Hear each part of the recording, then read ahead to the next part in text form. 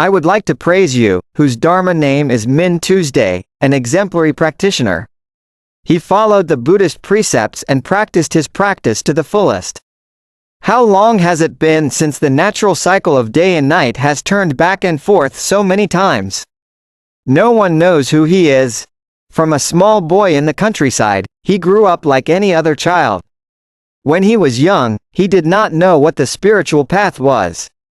So, a childhood soul grew up. There were collisions in life. There were sobs in his heart. There were causes and conditions that brought him to the spiritual path of Buddhism. Whatever fate brought him to find the spiritual path, it must have been in him from the beginning. He searched for that spiritual path, which was to find happiness and liberation for himself.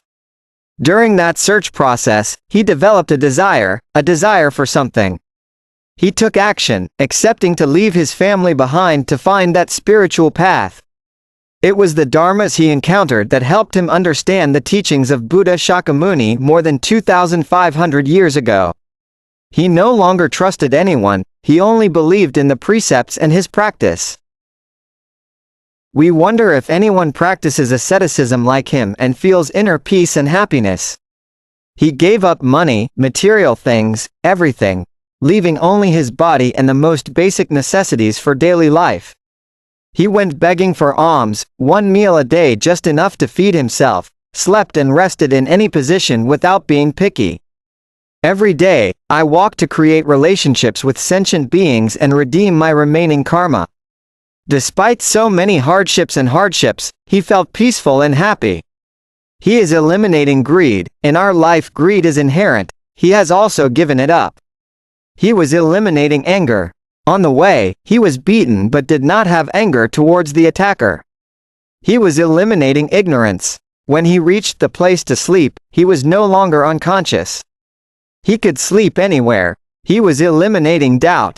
Who was with him? It's okay to walk with him without doubt or fear of harm. He is eliminating complacency. He sees himself as nothing. Self-pity is a child who doesn't consider himself a teacher. The happiness he received was long-lasting, not like our happiness. When luck comes to us, we are happy like him, but behind are worries and fears of losing what we have. In his mind there was no more anxiety, no fear, no thoughts. His thoughts had almost completely stopped. His mind was almost as quiet as the bottom of a deep lake. His life is on a spiritual path. He still knows that this world has many changes. He still knows everything happening around him, but he is not attached to it. He was still calm and leisurely. The social background that made him famous also brought many obstacles on his spiritual path. He appeared like a ray of sunlight, shining on dark spots, revealing the lies of false practitioners, causing them to struggle. The fact that he appeared in such a short time helps all of us who have been ignorant for a long time now realize the truth, find truth, goodness and beauty, find the true spiritual path of our lives. For him, he did not recognize himself as anything. He still thought he was on the path of practice. He told the truth to himself.